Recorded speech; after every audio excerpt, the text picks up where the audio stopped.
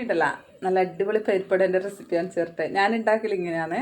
പക്ഷെ ഉള്ളിൽ നല്ല സോഫ്റ്റും പുറം നല്ല ക്രിസ്പി എല്ലായിട്ട് കഴിക്കാൻ നല്ല രസം, ചൂടോട് കഴിക്കാൻ നല്ല രസമാണ്. കണ്ട നല്ല അടിപൊളി പരിപ്പടയാണ്. അപ്പോൾ നമുക്കിതെങ്ങനെ ഉണ്ടാക്കലെന്ന് നോക്കിയാലോ, വാ. ആദ്യം തന്നെ നമുക്ക് കുറച്ച് പരിപ്പ് എടുത്തിട്ട് ഒരു 5-10 മിനിറ്റ് കുതിർത്തണേ. ഇനി ഈ പരിപ്പെല്ലാം മറ്റേ പരിപ്പായാലും കുഴപ്പമില്ല, ഞാൻ ഈ പരിപ്പും കൊണ്ട് ചുവന്ന പരിപ്പും കൊണ്ടാണ് ആക്കുന്നത്. അപ്പോൾ നമുക്കിത് കഴുകി പിന്നെ അരിപ്പയിലിട്ടിട്ട് വെള്ളം വാർന്നെടുത്തിട്ട് മിക്സിയിലിട്ടിട്ട് ഒന്ന് ക്രഷ് ചെയ്യാനേ പാടില്ല, ഓവർ അടിക്കാൻ പാടില്ല. ക്രഷ് ചെയ്തിട്ട് ഇങ്ങനെ പരിപ്പ് കുറച്ച് മുതുമനായിട്ടും ഇങ്ങനെ അരിഞ്ഞിട്ട് അങ്ങനെ കിട്ടണം. ഇനി നമുക്ക് ആ പരിപ്പിലോട്ട് കുറച്ച് സവാള കൊത്തിയരിഞ്ഞതും ഇഞ്ചിയും പച്ചമുളകും പിന്നെ കറിവേപ്പിലും പിന്നെ ആവശ്യത്തിന് ഉപ്പും കൂടി ഇട്ട് കൊടുക്കണേ. ഇത്രയും കൂടി ഇട്ടിട്ട് നമുക്കിത് നല്ലപോലെ മിക്സാക്കി കൈയോടെ ഇങ്ങനെ കുഴച്ചെടുക്കണം. നല്ലപോലെ മിക്സാക്കി എടുത്തിട്ടുണ്ട.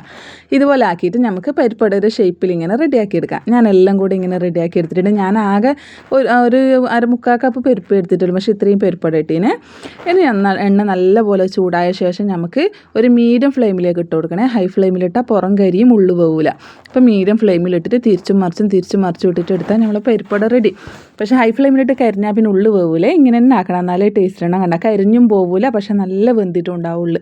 കഴിക്കാൻ നല്ല രസമുണ്ട്, നല്ല ക്രിസ്പിയാണ് കേട്ടോ. ഇങ്ങനെ എന്താ പറയുക, നല്ല മുരിഞ്ഞിട്ട് നമുക്ക് അടിയിൽ നിന്നുള്ള മേടിക്കൂലേ, അതേപോലെ ഏകദേശം ഇതിനെക്കാണി നല്ല ടേസ്റ്റാണ്. നമ്മൾ ഇതുപോലെ ഉണ്ടാക്കുകയാണെങ്കിൽ.